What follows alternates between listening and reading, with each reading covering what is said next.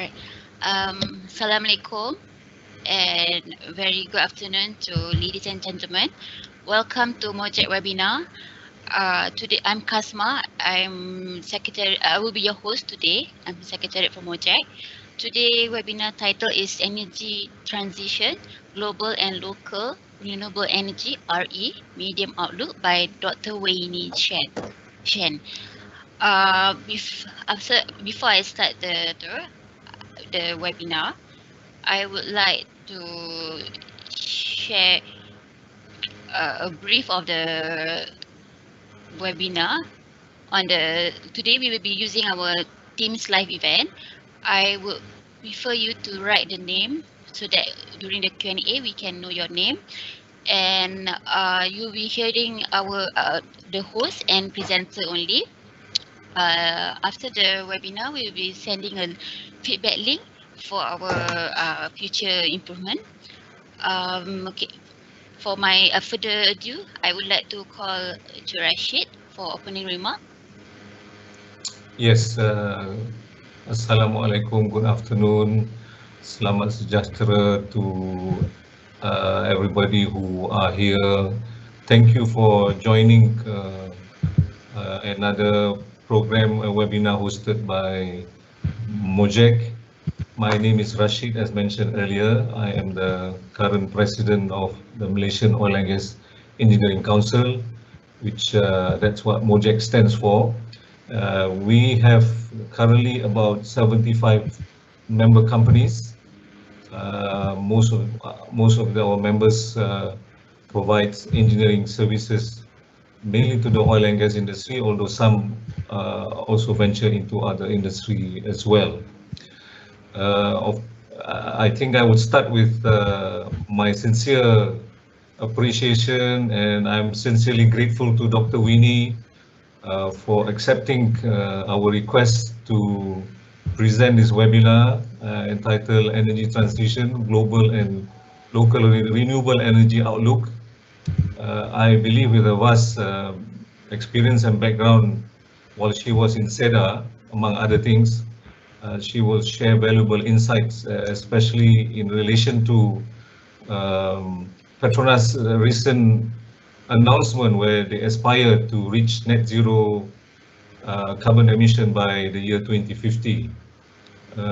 This will definitely have short, medium and long-term impact to our oil and gas industry for sure. And I think for us working in the engineering services, providing services to the oil majors, we will probably be impacted in many ways, and we need to change or adapt to this new way of doing work and doing business. As mentioned, please ask question. We will respond question within the allocated time that we have put aside. This event would not have been possible without the dedication and hard work by our MOGEC Council members, especially our Secretariat, Puan Kasma. I also like to mention here very quickly that one of the driver for this event is Datuk Dr. I.R. Sohaili, who is our current Vice President, who made the first contact with Dr. Winnie probably about 4 or 5 months ago. And by the way, Dr. Sohaili, we are proud to announce to mention here that he has recently been appointed as chairman of the Malaysian Petroleum Resource Corporation, MPRC, and I believe we will probably have opportunities to work closely with MPRC moving forward. Finally, for those who have not joined MOGEC, please do so.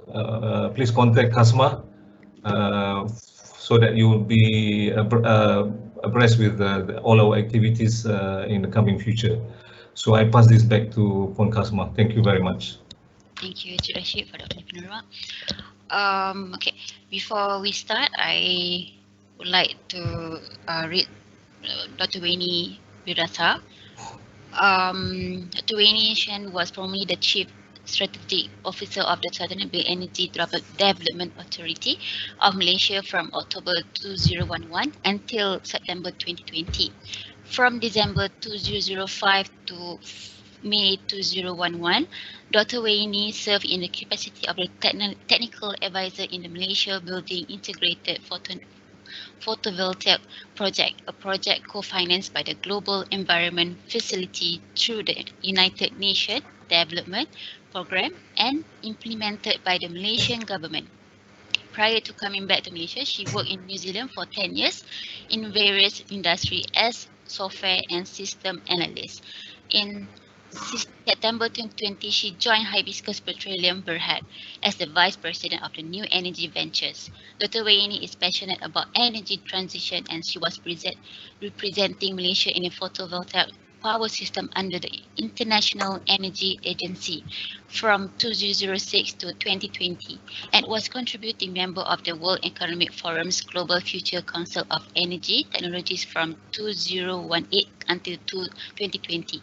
She has presented in many international and local forums, including a recent United Nations Roundtable on Extractive Industries, Sustainable Development and the 2030 Agenda in Asia and the Pacific. Dr. Waini, are you ready? Yes, thank you for the introduction. Engineer Abdul Rashid, President of MOGEC. Dato Engineer Suhaili Idrus, Vice President of MOGEC. EXCO members and fellow members. Thank you very much for giving me this opportunity to share on this topic, which is very close to my heart. Yeah? And Dato Suhaili, also congratulations for your recent appointment as chair of the MPRC. It certainly is a very fitting position for a man of your caliber. And of course, after having served the government for 15 years, today I'm really very honored to be part of the oil and gas sector. Next slide, please. So this is the table of contents, and within the next hour, I will cover the following items. Next slide. So our topic today is on the global and local medium outlook of renewable energy within the context of energy transition. So our first question here is, what is energy transition? Next slide. Energiewende, which stands for energy transition in the German language, was first pioneered by the Germans back in the 1970s. The original driver for their energy transition was actually a movement against nuclear power plants for electricity generation after the Chernobyl disaster in April 1986. Now, in order to fill the void left by shutting down of nuclear power plants, the German government decided to promote renewable energy with the introduction of the feed-in tariff scheme, and that is back in 1991, and that's how the energy transition movement started. Now today, the key driver for energy transition is still driven by the need to reduce the global carbon emission. Next slide. Now, in most of my presentations, I like to start with the climate stories. In fact, the climate change is a very significant force to drive the energy transition. This is because we live in a world with a very limited carbon budget. Next slide. What is a carbon budget? Now, to put it very simply, carbon budget refers to how much CO2 the surroundings can take before we reach a certain critical level temperature increase. Yeah? As you can see from the slide here, based on a report from the IPCC, or the Intergovernmental Panel on Climate Change, which was released back in 2018, the carbon budget for a 50% probability of 1.5 degrees temperature increase is less than 500 gigaton of CO2, and we have a window of 11.5 years remaining. So if we bring this forward to 2021, that window translates to less than 10 years. And you can see from the chart on the bottom left of the screen, the forecast by the Climate Action Tracker, which was released in December last year, showed an average temperature increase of 2.1 degrees Celsius by the end of this century. Now, actually, this is an improvement compared to an earlier forecast by DNV-GL in September of last year, which predicted a temperature increase of 2.3 degrees Celsius by the same period. Now, thanks to the COVID-19 pandemic, the global carbon emissions have dropped to a record low of 7% in 2020 alone, and the further drop in the average temperature increase by the end of the century is also due to the net zero commitments by many countries, around 130 countries by now, notably China's declaration of net zero by 2016, and also US thanks to Biden's win in the presidential election. So as a result of the increase in GHG emissions, we can see the number of extreme weather events increasing over the years. Now, when we talk about extreme weather events, we refer to either severe drought, forest fires, frequent storm, melting of glaciers, and rising sea level. Next slide. So going back to very basic, what are the greenhouse gases, the GHG? Now, greenhouse gases are compound gases that essentially trap heat in the atmosphere. As you can see from the graphic on the left, the composition of GHG are largely CO2 at 76%, methane at 16%, nitrous oxide around 6%, and the remaining gases at 2%. Now, the graphic on the right-hand side represents the impact of heat-trapping gases in the atmosphere. The presence of GHG in the atmosphere makes the Earth's surface warmer. Heat from sunlight is unable to escape from the Earth's surface due to this layer of GHG. Now, this heat-trapping phenomenon is known as the greenhouse effect. The accumulation of GHG since the Industrial Revolution has accelerated this greenhouse effect, causing global warming and climate change. Next slide. Now, this slide shows the composition of global emissions. The conclusion we can draw from the top two charts are two things. Number one, annual CO2 emissions is on the rise and has been on the rise since the mid-19th century. Now, while emissions due to LULUCF, and LULUCF stands for land use change and forestry, they remain more or less constant. The real increase in GHG is largely to the burning of fossil fuel. Now, in 2019, coal alone contributed nearly 40% of the global emissions, while the oil and gas contributed around 55%. And as you can see from the chart below, emissions due to E&P activities is about 5% of the total emissions from the oil and gas sector. Yeah, the remaining 90% of the total emissions is really due to the end use of the oil and gas products. Next slide. Now, COVID-19. So last year we're always remembered, and including this year as well, as the year of the coronavirus pandemic. Now let's see how the energy sector is impacted by this COVID pandemic. Next slide. Now, the global lockdown has resulted in a severe drop in demand for energy within the oil sector. And I believe that everyone knows this very well, that by April of last year, the 20th of April is a very historic date, by the way, because that's when the price of oil for the West Texas Intermediate, they hit minus $37 per barrel. Yeah. So the lockdown has also resulted in a drop in electricity demand, and you can see that depicted at the bottom left chart. Now, essentially, the drop in electricity demand is commensurate with the number of days locked down. But on a positive note, as quoted by Albert Einstein, in the midst of every crisis lies a great opportunity.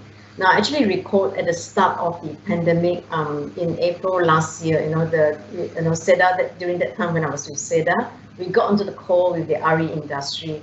And there was really great concern that any prolonged pandemic lockdown will definitely, impact their business. But contrary to that, to the RE industry's concern, by the end of last year, we actually saw an increase in the uptake of renewable energy.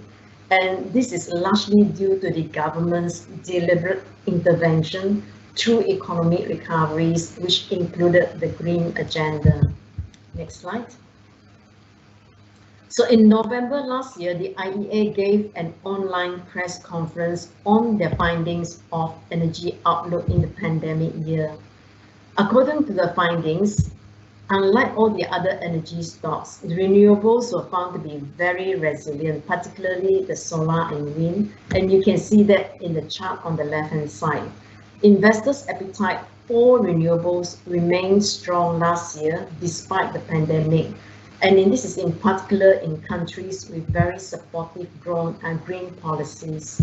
This growth in solar and wind is largely spawned by global auction activities initiated by both the government, who have stepped up their call for RE auctions, which has resulted in the strong RE growth, and also the private sector as well. Yeah, you can see that on the chart on the right-hand side.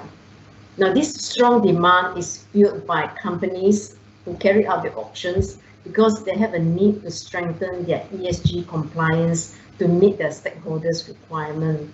And especially this is true for what we call the RE100 companies. RE100 companies are companies who have pledged to consume 100% of their electricity from renewable sources before 2015. Next slide, please. So let's move on to the global outlook on renewable energy. Next slide. So back again to the IEA. According to the IEA, the global medium outlook of renewable energy will largely be dominated by solar and wind. Yeah? In this regard, then we will break down the outlook of RE by these two resources. The chart on the top left is on about solar PV, and the chart shows that the highest annual installed capacity will happen by next year, that is 2022. And this is largely due to the huge number of solar projects that were approved last year, the pandemic year. Yeah. So large-scale solar projects, typically, they do have 2 years of lead time for construction. And as reflected in the previous slide, auction of large-scale solar peaks last year, and these awarded capacities will come on board by next year. Now, additionally, the solar PV chart shows that the large-scale solar will continue to grow, and by next year, large-scale solar will form 2/3 of the total solar PV market, and this is represented by the dotted line. Yeah? So the key takeaway for solar is that the IEA has declared that solar is the cheapest form of energy. It is breaking one record after another, boosted by improving competitiveness. For offshore wind, which is represented at the chart at the bottom left, by 2025, wind generation is forecast to grow by 80%, and this is largely driven by China, US, Europe, and Asia. And this is in turn driven by government policies that help to bring about a rapid cost decline. Now, according to the IEA, renewables are set to grow aggressively, and you can see from the chart on the bottom right that by 2025, renewable will be the dominant source of electricity supply at 40%, and this is followed by coal and gas. Next slide. So the big question here is, what does it take for the world to reach a net zero? Now, the IRENA has forecast that around $110 trillion must be invested in the energy system globally by 2050 in order to meet the renewable energy targets. Capital investment aside, a finding by the IEA last year shows that the existing and emerging technologies we have today, it will not be sufficient to reach our global net zero goals. We need a lot more innovations to close our residual gap in order to reach the net zero goal. Yeah? So the IEA has emphasized that the government support is very important to drive innovations and their costs down. Next slide. So from the global renewable energy outlook, let's move on to the Malaysian medium outlook for renewable energy. Next slide.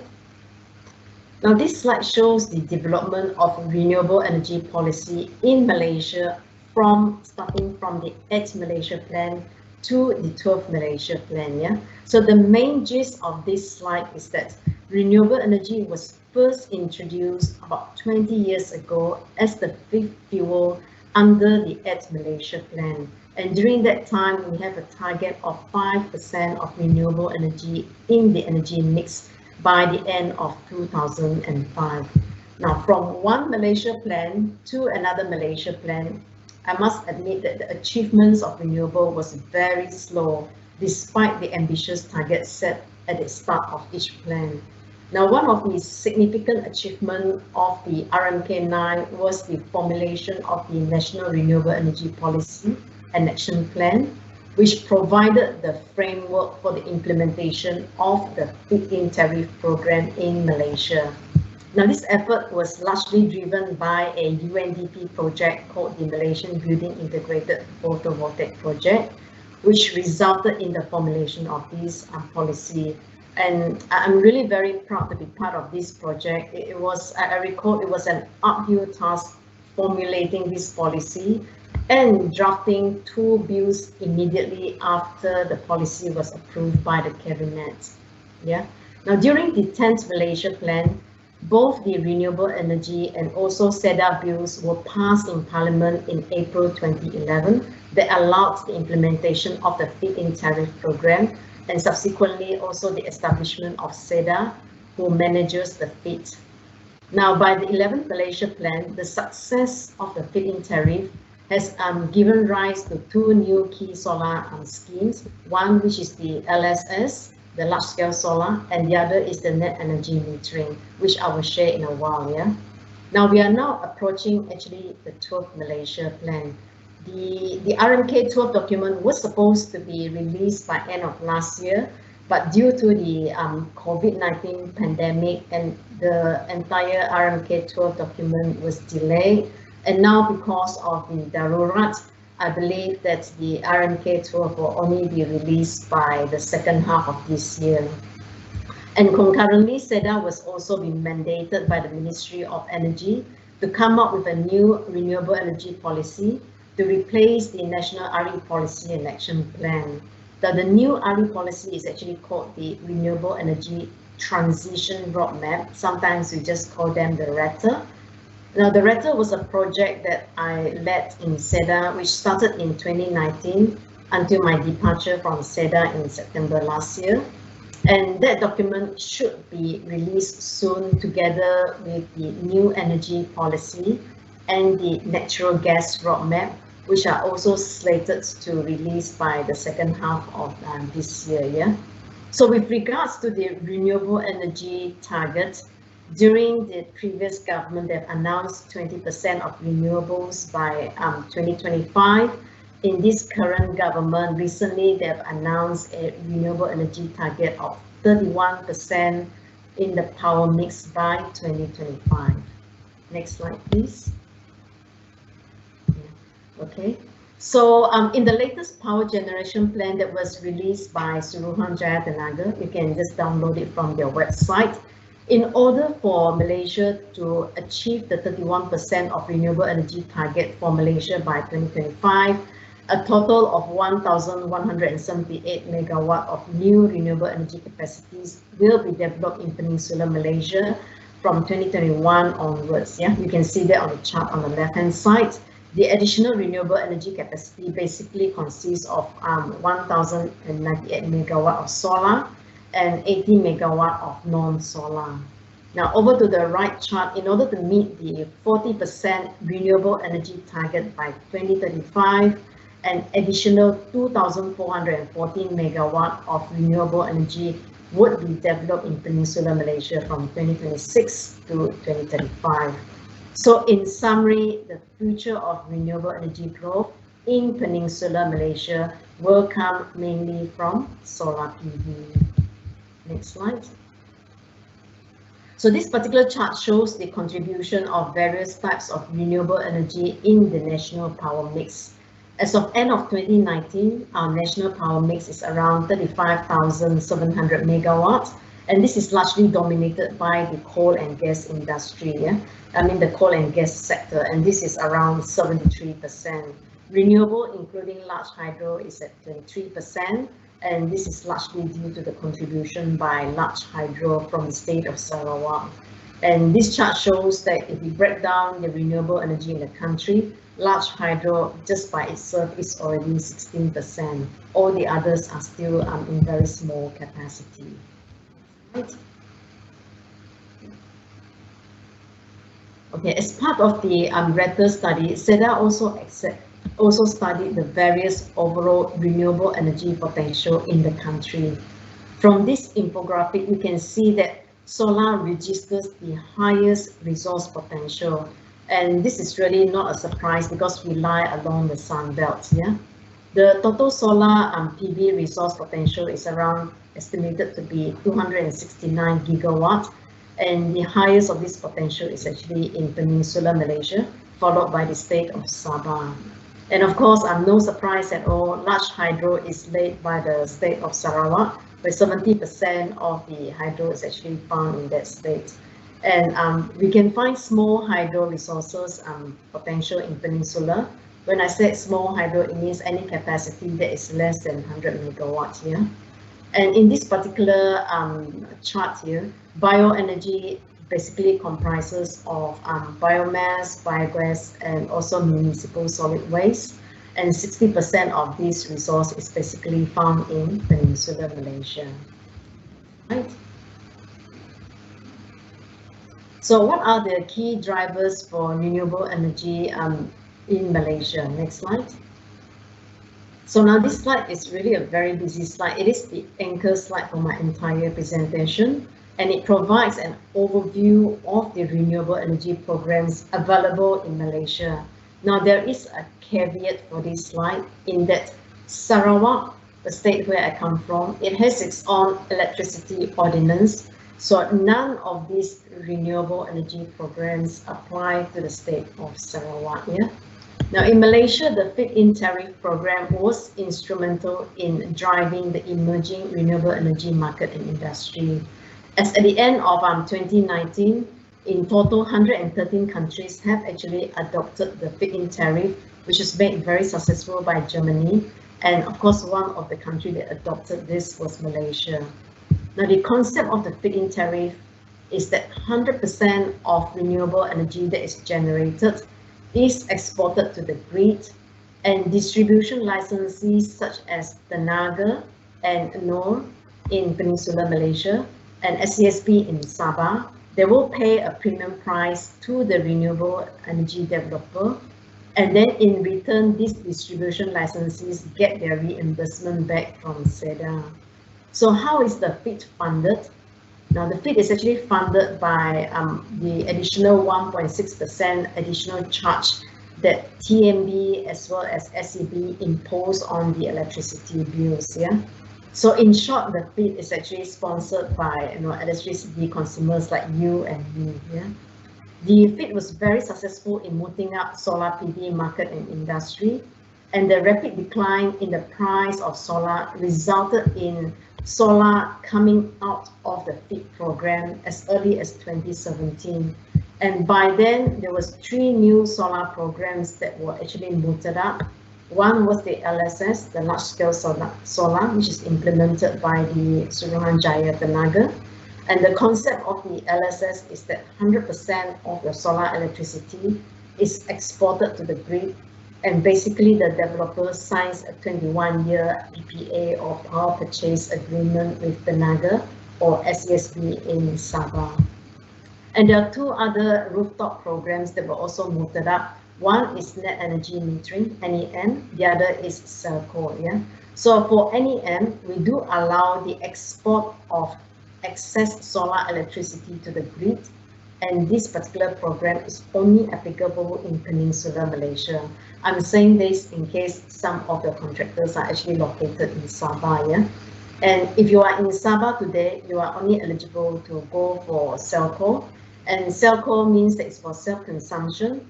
You are not allowed to export any of the excess solar electricity onto the grid. Yeah.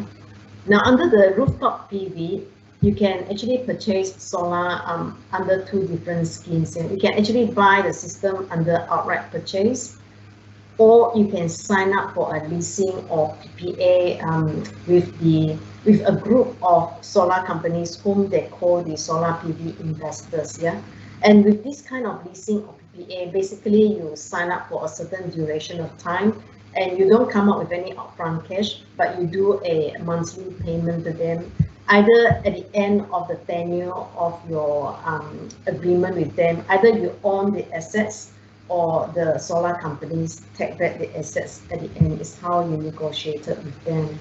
Now, Malaysia's electricity market is still very regulated, so that means that you're not able to actually have a upfront of the meter PPA. So you cannot set up a solar farm and sell directly to a corporate customers. All your electricity that you inject to the grid, you can only sell it to Tenaga through the single buyer. Next slide. So these particular slides provide an update on the feed-in tariff program that is actually administered by SEDA. Now there are a number of insights on this feed program, and as you can see from the table here, this data is actually good until October last year.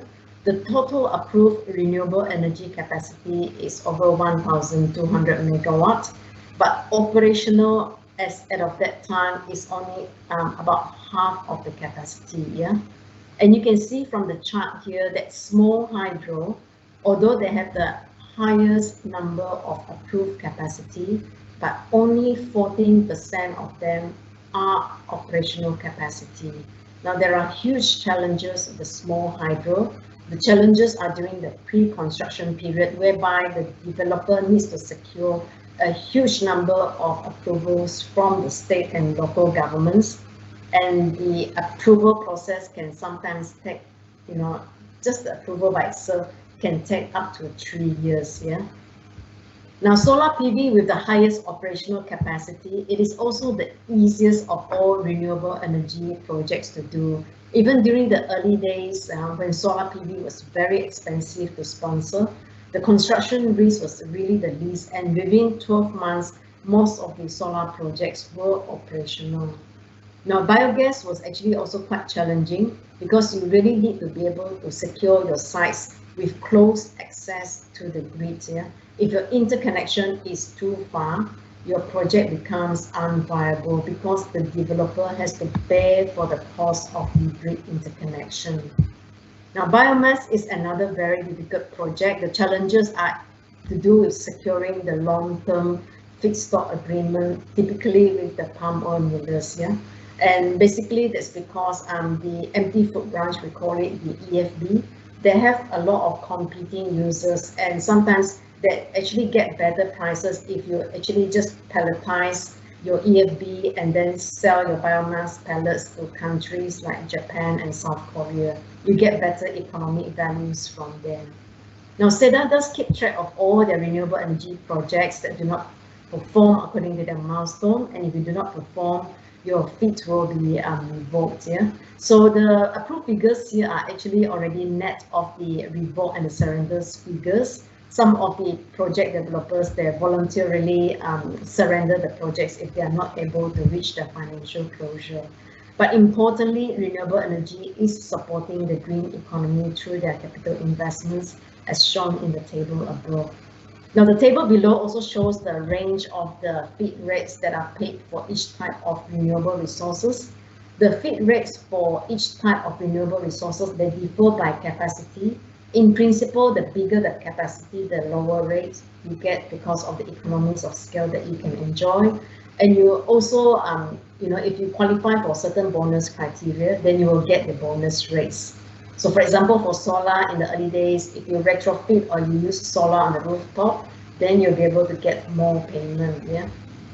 And the PPA tenure for the resources under the FEED was 16 to 21 years for biogas, biomass, and solar and small hydro. But in the later years, SEDA standardized everyone to get 21 years. Next slide. So moving on very quickly, the next few slides will show you pictures of the various renewable energy installations. From here, you can see that solar is really very versatile. You can have very huge applications on the solar farm, and it can be also for very small applications for rooftop solar. Importantly, for grid-connected PV systems, no battery is required. Yeah, we typically treat the grid as a battery. We inject excess electricity to the grid during the day, and then at night we just take the electricity back from the grid. Yeah, and also the PV system is seamlessly integrated with the grid. People always ask me whether do I need to have another equipment installed so that I can toggle the supply between solar electricity or tenaga. The answer is that no needs. The system by itself, it will balance where the electricity comes from. And also very importantly, the question that I always get is that if TNB's grid goes down, does it mean that I still get electricity from solar? The answer is no, you don't. If the Naga's grid goes down, then the solar system will also shut down automatically. This is called the anti-islanding effect. And this is a very important feature because you don't want people to be, working on the grid, and then because our solar system is still going on, then the poor electrician or the technician actually get a shock. Yeah, so it is a safety feature that the solar system must shut down. Next slide. So this slide shows the various biogas resources. The methane is basically captured from the sources such as the palm oil effluent, the pomade, or sometimes they can be captured through the sewage treatment plant, the landfill gas, and the animal waste. But in Malaysia, most of our biogas, they derive their waste from the pomade. Next slide. So this particular slide shows the various types of biomass feedstock. Most of the biomass plants in Malaysia, they derive their biomass feedstock from the EFB, the empty food branch, about 20% from the municipal solid waste, and only very few from the agricultural waste, such as the rice husk and the wood waste. Next slide. So small hydro plants are typically from the run of river, with minimal impoundment of water required.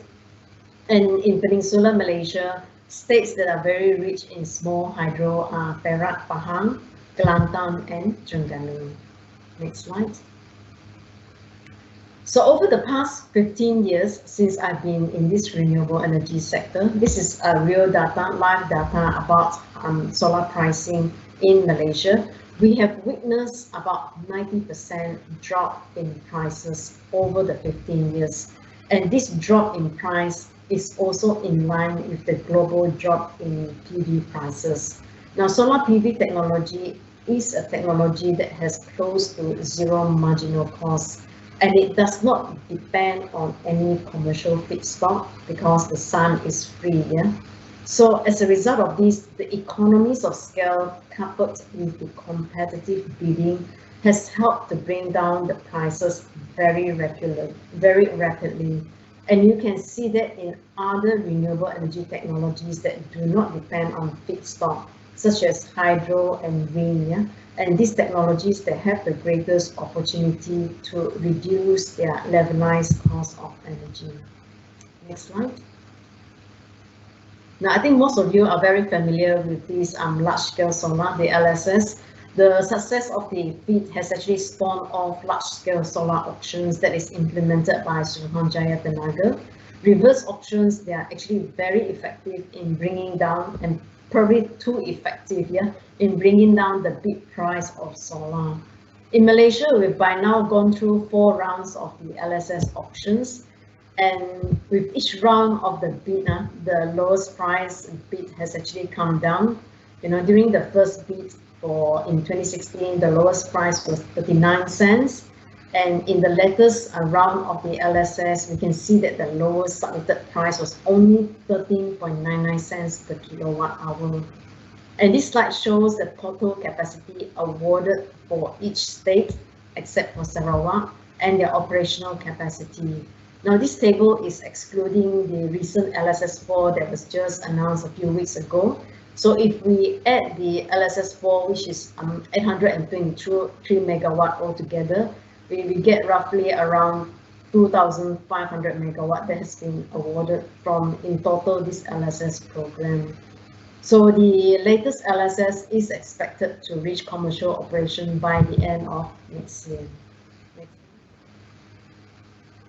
Now, aside from the large-scale solar, I promised before to explain about the net energy metering. The net energy metering was actually first introduced in budget 2016, yeah, when the Ministry of Energy announced the implementation. They released 500 megawatt of quota back in 2016, and the NEM allows excess electricity to be sold to the grid, and you can actually keep the excess credit for 24 months.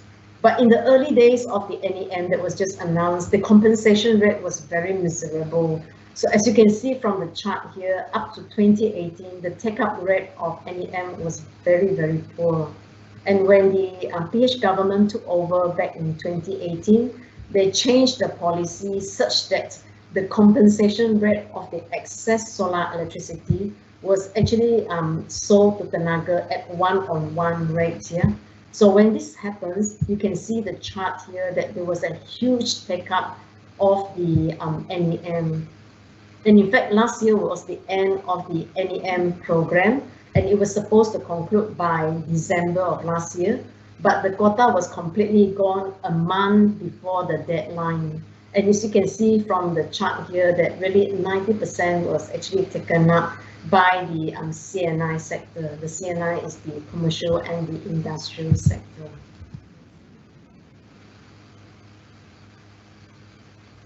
Next slide, please. Okay, thanks. So the success of the NEM 2.0 actually obliged the ministry. So then I still remember at the end of last year, the solar industry, by now they have reached a certain critical mass.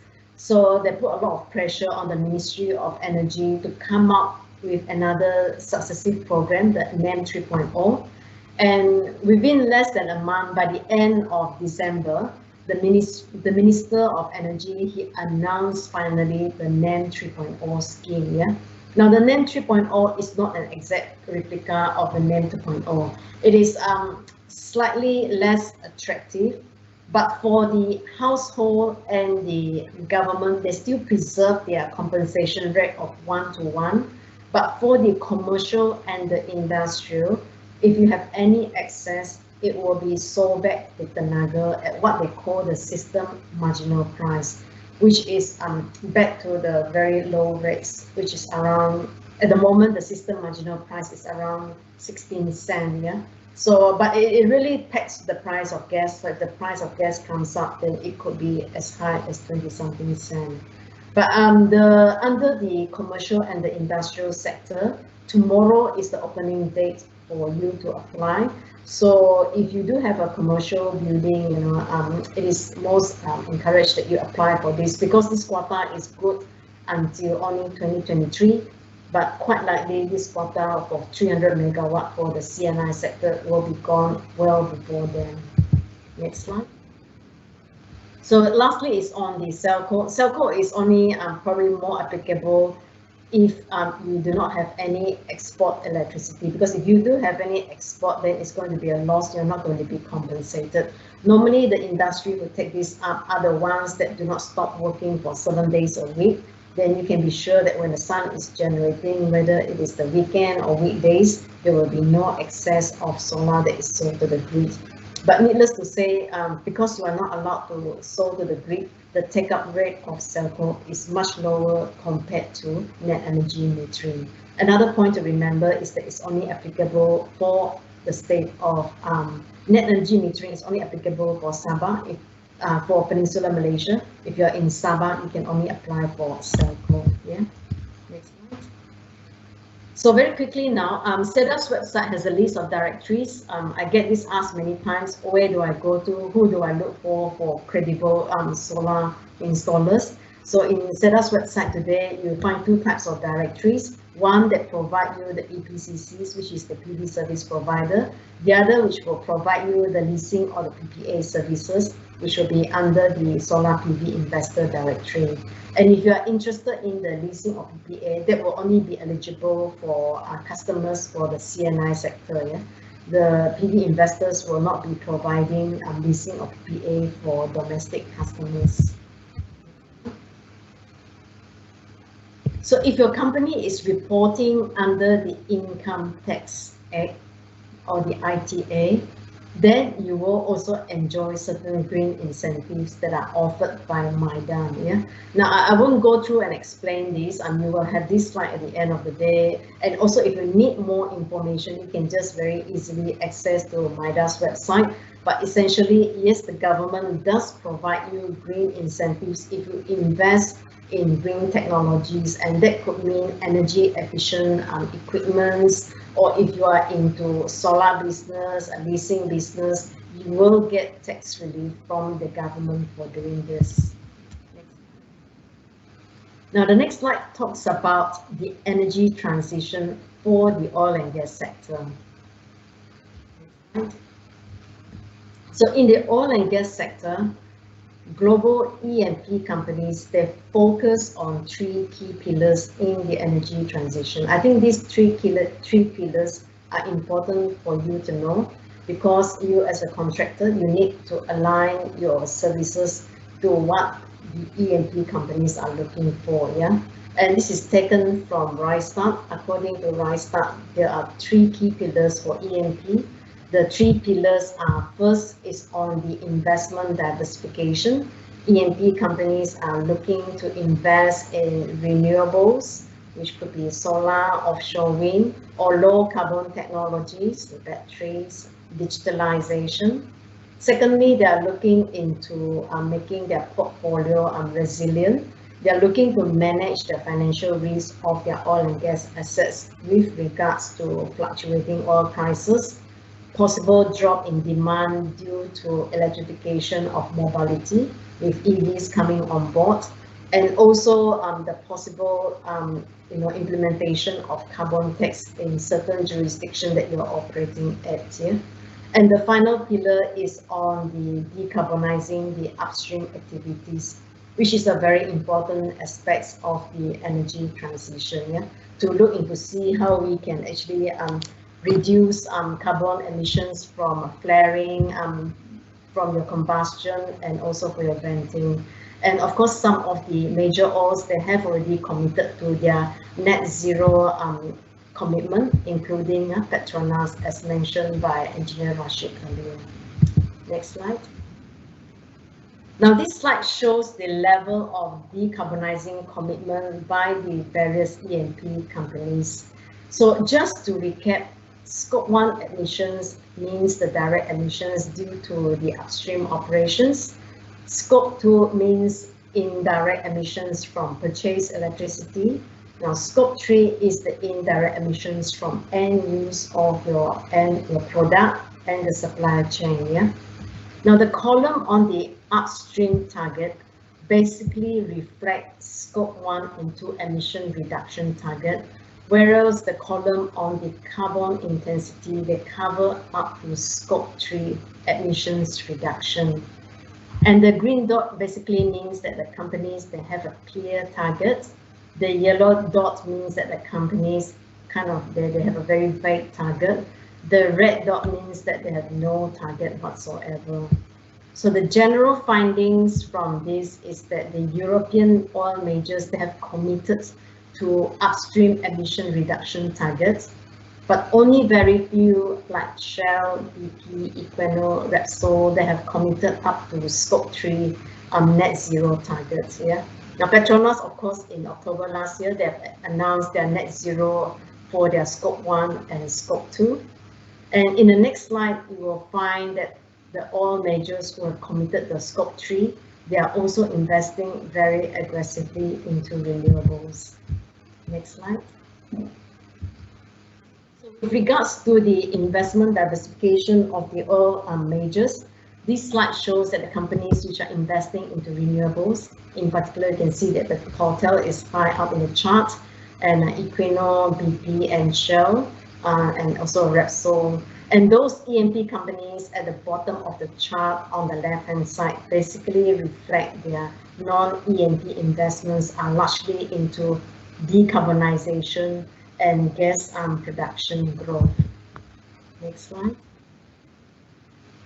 Now, this spider diagram shows the relevant capabilities of the oil field services company, the OFS, in the energy transition space. and this is indicated in the green color, yeah.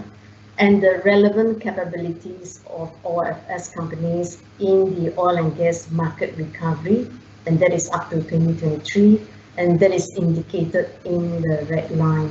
And you can see that there are some overlapping between the two lines. Now, there are some key findings from Rystad Energy's studies. Firstly, is that the OFS companies, yeah, they could diversify some oil and gas capabilities and replace up to 40% of their 2019 revenue by servicing the renewable energy market. And secondly, contractors will provide the engineering, procurement, construction, and installation services. You will find it easier to apply your competencies towards the green shift, yeah? And this includes expanding your services to supply to the end-to-end development and operations of renewable energy power generation. And also, for example, developing the offshore wind farm and maybe even to geothermal energies.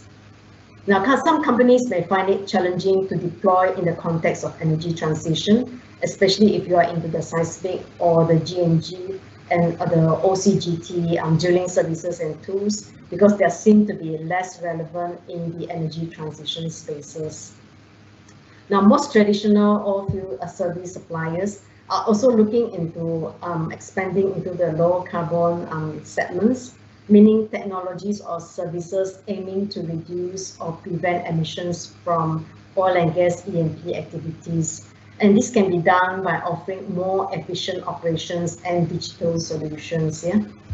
Another emerging markets that's coming up within the energy transition is, of course, providing the clean energy infrastructure, where suppliers can provide services to support the blue or green hydrogen infrastructure, CCS, or energy storage in general. So this is a market where engineering houses, fabricators, equipment manufacturers will find opportunities for growth and for synergies. Next slide. Yes. So this spider, the next couple of slides will actually illustrate how the oil field services find their strategic fit in the energy transition space. Now, according to a study by Rystad, again, offshore wind jobs will triple by 2030, and this provides employment opportunities within the oil and gas sector. And in particular, within the context given the example here, we can see that Sapura Energy in June 2019, yeah, that's nearly 2 years ago, they've announced an award for offshore wind turbine substructure in Taiwan. And the total project that they have actually secured was actually to support a wind offshore capacity of 640 megawatts. Next slide. Another example of the global oil field service provider is Lafajr, collaborating with Lafajr to explore development of CCS in 2 of Lafajr's cement plants in Europe and North America using Lafajr's CCS technology. Next slide. Now, if your company wishes to expand, let's say, to the solar industry, here is a list of trainings that you can send your staff to that is actually hosted by SEDA in terms of their training in partnership with their other providers. Yeah. And in the past, this training has been around for almost 10 years. In the past, we noticed that those who send their staff for training mainly came from solar companies. But these days, we find that the ones who send to the training companies are no longer coming from the solar companies. They are actually coming from the construction, the shipping industry, some from the oil and gas sectors. So actually, this training has actually broadened to the mainstream industry. But besides solar training, there are other trainings that could be of relevance as well. For example, energy efficiency and also the energy management program. Yeah, I think with the context of the energy transition, we should never forget about energy efficiency. Although renewable energy takes a lot of attention. Next slide.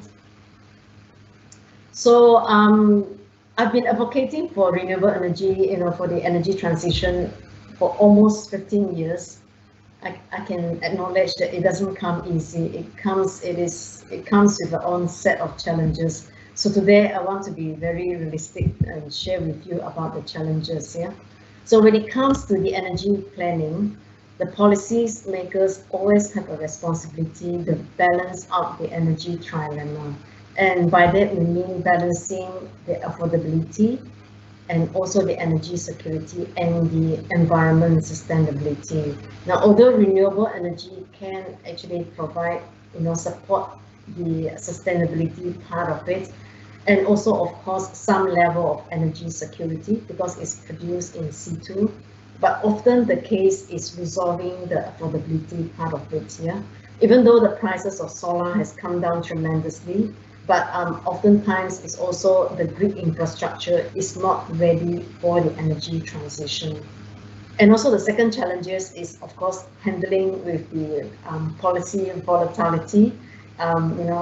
We do have this flip-flop decision making every time there is a change of government, even if the government should remain the same party, but when a different minister comes on board, there can be sometimes a change of policy.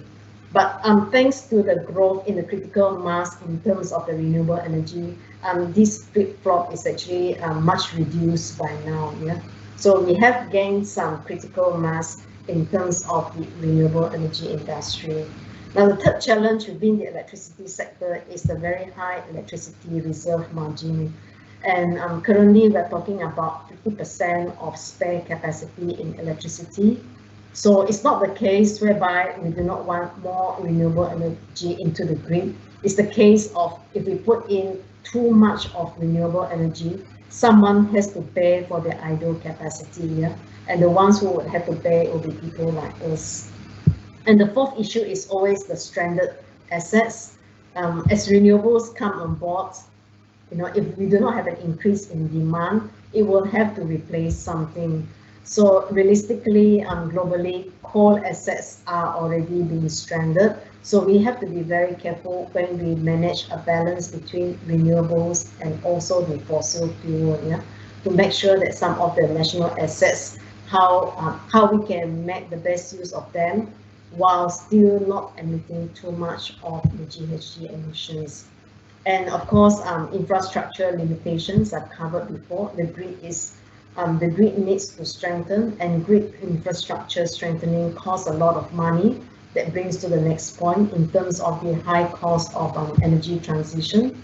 And also financing costs is very expensive for technologies that have yet to reach market security. But the important message here is that energy transition in the oil and gas sector is really a lot more challenging than in the electricity sector. Yeah. Currently, there are tax benefits that are available for green technologies, but if you are an E&P company paying under the, we are servicing under the Petroleum Income Tax Act, you are not eligible for any of the green incentives. Next slide. So I'm almost coming to the end. These are my key takeaway points. Yeah. So just to recap very quickly, energy transition is a growing global phenomenon. It is largely driven by the call to address climate change due to the limited carbon budget that we live in today.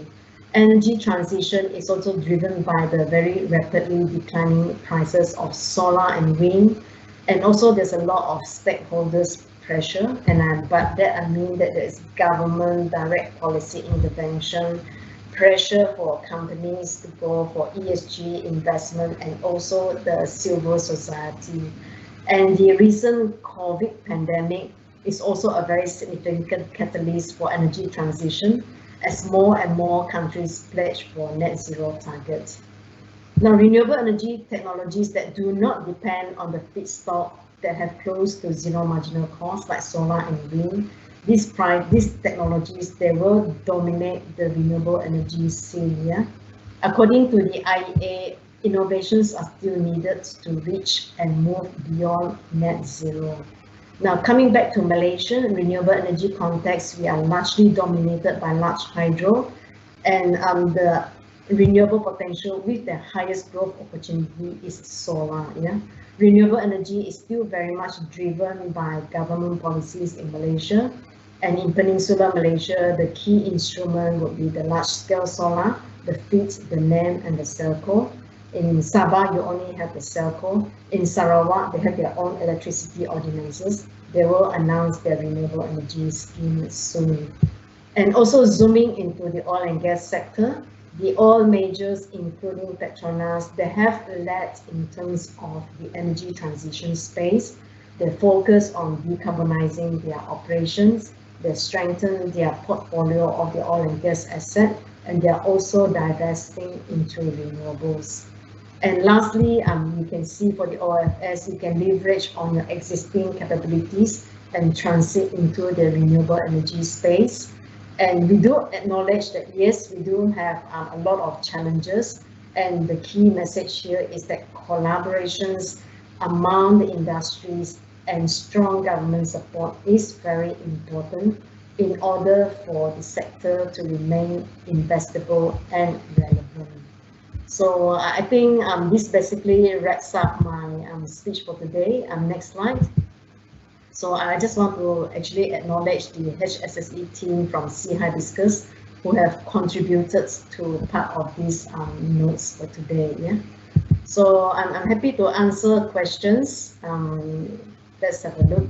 So I can see that so far there is one question. It says here, on floating solar, is there any impact on the lack of fish or living organisms? So this is asked by Siraj. So Siraj, this is a very good question. Interesting that you should ask this question, because an hour before this slides, this presentation started, I actually had a discussion with my colleagues, and the findings is that actually floating PV, of course, it has to be done carefully when you look at your ecosystem in the water. And there has been findings that actually, if there has been too much vegetation growth in the river, sometimes the plants just take up too much oxygen that it stifles the other living organism. And if you put solar PV, floating solar PV on the water, this might help to reduce the aggressive growth of the plants in the water. Then it does not actually stifle oxygen, which is actually needed for the fish. Yeah. And my colleague gave me a very complicated term that starts with an E, and I cannot remember how to pronounce that particular word. But basically, with the floating PV on top, it actually does curb those excessive growth of the plants in the water, and also the sedimentation as a result of this growth. Now, a few years ago, I was in a conference conducted by the Asian Development Bank, and there was another supplier of this solar floating PV, and he was informing that they were actually conducted some studies on floating water, and they realized that fishes that were growing under the floating PV, they increased in numbers in terms of the fishes, but in terms of the size of the fishes, they grew smaller. So, so this is as much feedback that I know of as far as floating solar is concerned. Yeah. So hopefully this answered Siraj's questions. So basically, these are the questions. These are only questions that I can find. Are there any other questions? If not, I also welcome Puan Kasma and Engineer Rashid. There's no question anymore. Maybe we wait for some. Is there any question from council? Dr. Winnie, while waiting for more questions, can I ask you something? Oh yes, go ahead, Engineer Rashid, please. The plans, the projection is for globally Malaysia to achieve 31% energy mix renewable energy. Is that right? Yeah, that is on the electricity part, Engineer Rashid. Oh, electricity. Yes. But if I remember correctly, the slides that you shown, to achieve that, most of it will come from the commercial and industry sector, but not from for example, the net energy metering. Is that correct? Yeah, so in principle, in order to achieve the 2025 targets as well as the 2035 targets for the electricity in Peninsula, the growth will largely come from solar energy. And even for the solar energy, much of it will come from either the ground-mounted solar, which is the LSS, and the commercial and the industrial rooftop. The domestic is still the smallest taker of them all.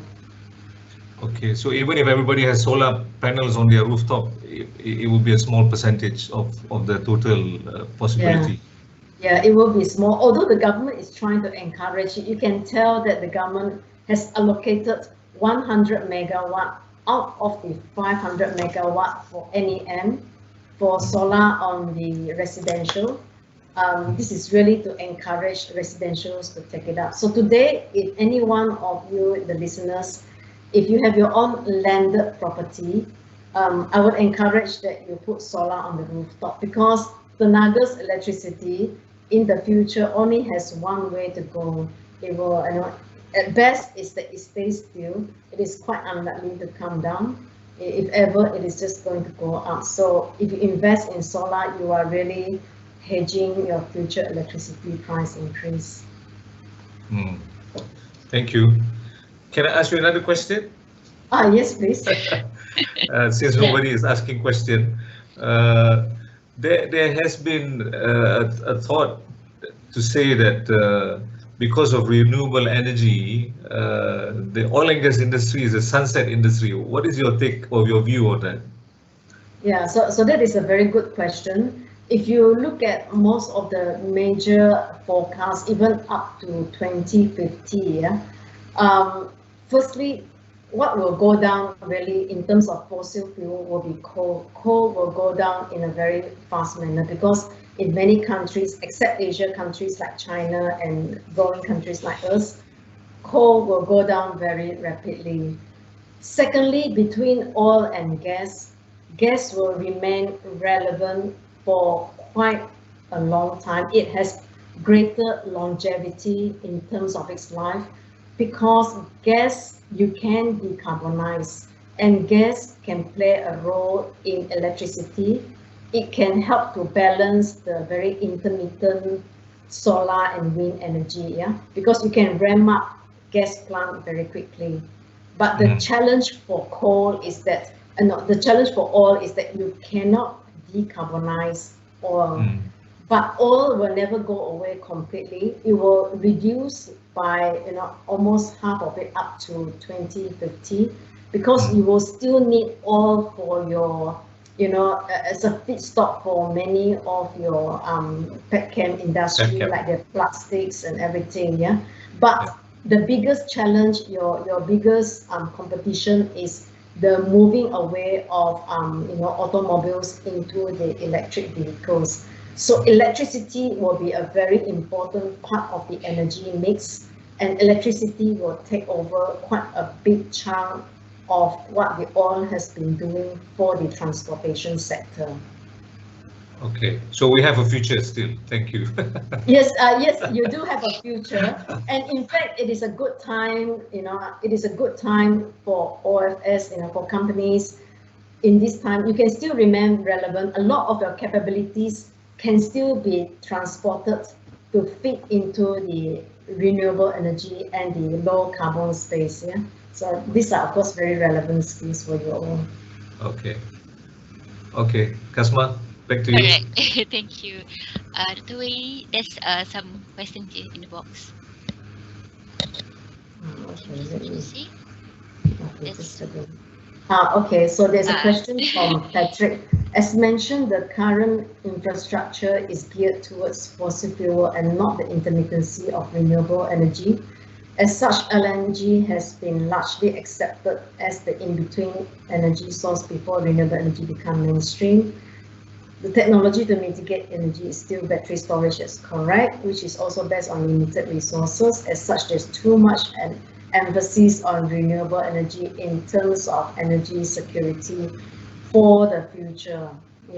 So I think, Patrick, thank you very much for your comments here. It is true, I've previously mentioned that just renewable energy coming in, it will not be solving the whole thing. There is still a need for infrastructure. There is still a need to balance the entire intermittency before we can allow renewable energy to become mainstream. But the key point that we have to remember here is we go back to the main reason why we are transiting today. Yeah, it's because we are lacking in terms of the carbon budget that we have. We have less than 10 years before we can stop the global temperature increase of increasing more than 1.5 degrees Celsius. So the key message here is that it is not just renewable energy, it is any technology that can actually, at the end of the day, help us to reduce GHG emissions. So renewable energy alone by itself can never actually be an answer. You need to have a whole lot of solutions that come together to actually remove the GHG emissions from the air, as well as to generate electricity from a low carbon source. I think that message is very, very important. Yeah, that renewable energy by itself cannot resolve it. It will have to be energy efficiency. It will have to be new technologies that come in that actually can provide negative emissions so that we can actually abate and actually mitigate or actually sequester more CO2 than we have emitted. So it's a whole combination of answers. Yeah. So I'm just going to go down and look at. I have to. Are you okay, Tomini? Okay. Yeah. I just have to plug in my mouse. Okay. So there's a Alright. question from Anonymous. With the LSS project, the market is saying that the pricing of 13.99 cents is not sustainable to ensure that the projects are executed properly. What is your view on this? Completely agree with that, and very glad that the 13.99 cents was not awarded. The lowest that was awarded was, I think, close to 18 cents. But even so, that is the main risk about this. Solar LSS, they are very competitive. In fact, I had a discussion with one of the main EPCCs last week. They were saying that the IRR for this project is only down to a single digit. And when this project was actually submitted back in September of last year, PV price was still very low. But now PV price have gone up because of lack of glass and also as well as silicon. So yeah, I think those projects, if you cut your margin too thin, that is the danger about these LSS projects. So competitive bidding, while it is very good to drive the price down, but if you do bid it too tight your margin, then you might not be able to secure financing.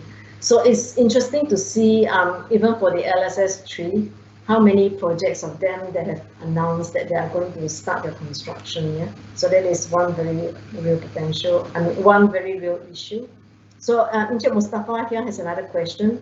What transition would have the biggest impact on emissions and still satisfy the trilemma?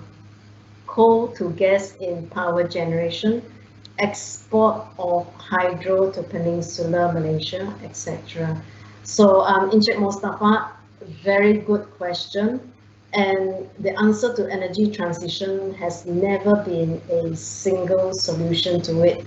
In fact, when we were crafting the renewable energy transition roadmap, there was a whole integration of solutions ranging from energy trading across the border, getting electricity from Laos as well as Myanmar, and of course from Sarawak to Peninsular Malaysia. We are talking about if you have so much electricity, let's say in Sarawak, you should be generating hydrogen, green hydrogen. That is very important in terms of the replacing the energy space.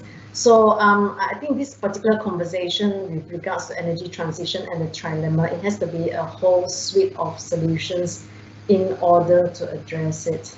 So there's a question from Anonymous that says that is there any chance for the local SME company to collaborate with Sea Hibiscus in solar energy project? We are SME company who just started in renewable energy. Okay, so very good. So yeah, just to do some advertisement, if you don't mind, Engineer Rashid. Yeah. So for Sea Hibiscus, of course, we are doing two-pronged exercise. One, we are decarbonizing in terms of our upstream emission footprint. Secondly, just like any other EMP, we are looking to renewable energy or green energy investments. Yeah. So if there are any investment opportunities, we are very happy, and you can always connect with me. Yeah, you have got my contact already. I think Puan Kasma later on can give you. Okay, Dr. Raguna has a question. Is it true that solar is suitable for the northern region of Malaysia? Very good question. Even for a small country like Malaysia, the sun is not equally distributed. Yeah. So if you have a look at the solar irradiance map, you can very easily just Google that for Malaysia.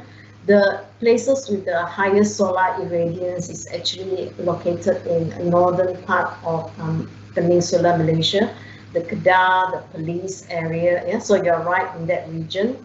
In Sabah, it is also very high in terms of the irradiance, especially on the western part of it. Yeah. But if you are where I come from in Sarawak, then solar irradiance is very miserable. And also in Peninsular Malaysia, the southern part of it, where the Johor is that it is the solar irradiance is also very miserable.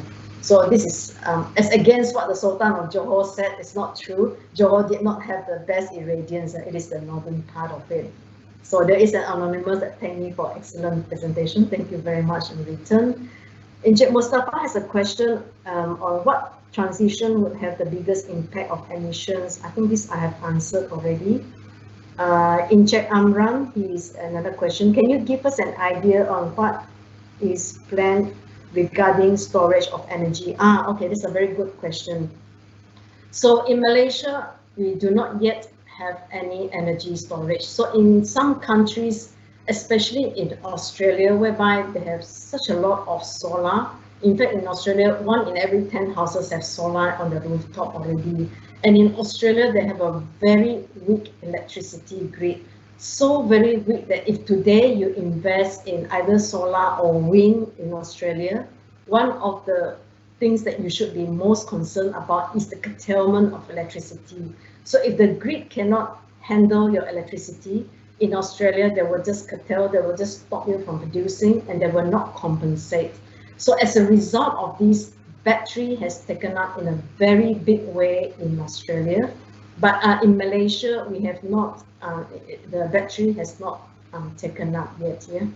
So another question from Dr. Raguna. Although Malaysia is in the sun belt, we have very heavy cloud and rain. How does this affect the efficiency?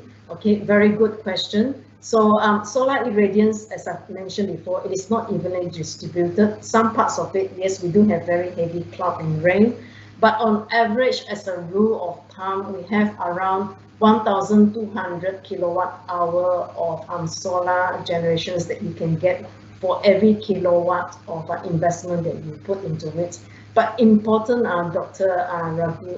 Raguna, is that before you invest in any solar system, the EPCCs should give you your estimates of what your rooftop should be able to generate a year. Yeah. So then you could work out your investment returns. Now, Siraj has another question. How about degradation of PV over time? Very good questions. How long can PV last? How much degradation per year based on current data? So this degradation of PV is actually based on manufacturer specific. Yeah. So if you look at the data sheet of each PV module, they will tell you how many percentage of degradation. So typically the degradation for first year sometimes is around 2%. Then subsequently each year is around 0.2%. Okay, I think Siraj, I think probably you need to Google because I may run slightly off in terms of the percentage. But each manufacturer, they will have their own specifics. And the key tier ones that you should be looking for are like the Longi, the Jinko, the Trina Solar, Qcell, SunPower. Yeah, these are the typical first tier solar service provider, solar panel providers. Okay, Shafiq has a question. Any development of offshore wind turbine for oil and gas industry in Malaysia? Very good question. Malaysia, SEDA has actually done a wind study for onshore, and just for onshore by itself, we have concluded that there are very little wind potential. We have not done, or SEDA has not done any offshore wind yet. But if today you just go into Google, you can actually find a desktop offshore wind resources. But you will also find that wind resources for offshore in Malaysia is very weak. Typically, the relationship is such that if you have strong solar electricity, strong solar potential, then you will have very weak wind resources. Yeah. With regards to the offshore wind turbine, I understand that actually Petronas is in the process of developing a offshore wind turbine that can actually operate at a low wind speed. Yeah. But other than that, Encik Shafiq, I do not have much information on how that progress of the offshore wind is. So next question is from Anonymous. What is your view on offshore wind in Malaysia? Is Petronas working on offshore wind? So I think I've answered that question. Yes, they are working on an offshore low wind speed turbine. Another question from Anonymous. In the renewable energy space, how much of support services you think is required to sustain the operations of renewable energy? Rystad identified 40% that can be transferred to renewable energy. What would the size be a lot smaller than oil and gas? We have around 4,000 service companies now. So I think the good news is that up to 2050, the major part of renewables will be dominated by solar and wind. And wind, although for now is onshore wind, offshore wind will dominate. So yes, I think there will be a lot of opportunities for growth, and you should not be limited just to Malaysia. I know most of you are already expanding to other parts, like for example, in Vietnam, they have very aggressive renewable targets. In Taiwan, in countries that are very landlocked, like for example, in Japan, in South Korea, in Taiwan, even in Singapore, they are very aggressive in terms of trying to expand their renewable resources into the sea. Yeah? In Singapore, they're talking about putting solar even on floating sea. So yes, there will be a lot of employment opportunities within the renewable energy space. When we were doing the renewable energy study, we found out that the employment that was actually from the renewable energy space was a lot more than from the fossil fuel sector. Yeah. So I think that is really very positive news for those, not just in oil and gas, but in the fossil fuel industry. Oh, I just cannot believe there's so many questions. Okay, there's from maybe we can reply by email, Dr. Wayne. Yeah. Because if not, it's almost 4 o'clock already. I can't believe there's so many questions. It's good, but we have not enough time. Yeah. Anyway, I will send the question to you, and then maybe I can reply. I mean, you can reply to the question. Is it okay for you? Yeah, sure. Otherwise, if not, sometimes 4 o'clock, 4:30 is still answering the questions. But thank you so much for, I did not expect so many questions. But thank you so much, to MOGEC for your invitation. Over to you, Puan Hassan. All right, thank you. All right, thank you, Dr. Wayne, for your presentation. Okay, to Rashid, is there anything you want to closing remark from your side? No, I think this was an excellent engagement with Dr. Winnie. From the questions that suddenly flooded the chat room, it shows that it was well received. I think if I may allow to give a closing remark, once again, I have appreciate very much Dr. Winnie's presentation, her sharing the knowledge. I suppose there's a lot more that we can talk about, but we have to take it offline because renewable energy is something that is, as the word mentioned, renewable. It's something new. We are all still wondering what needs to be done, but at least today we have some basic knowledge, and hopefully there will be more discussion that we can put together with you and a few other speakers so that we can understand this renewable energy space better. So with that, I thank you very much again, Dr. Winnie. Dr. Winnie, Yeah, thank you so much, Engineer Rashid, and also Dr. Suhaili, and also of course Puan Kasma for your kind moderation. Thank you everyone. right. Okay. Thank you, Dr. Winnie. That's it. Bye bye. Yeah. All right. Thank you all the participants for the questions and for attending our event today. We hope to see you all for our next webinar in 6 April. Other than that, I will end this webinar. Thank you. All right. Okay, Thank you, Dr. Winnie. Thank Bye-bye. you, everyone. All right. Thank you. Assalamualaikum. Thank you. Thank you. Bye. Bye.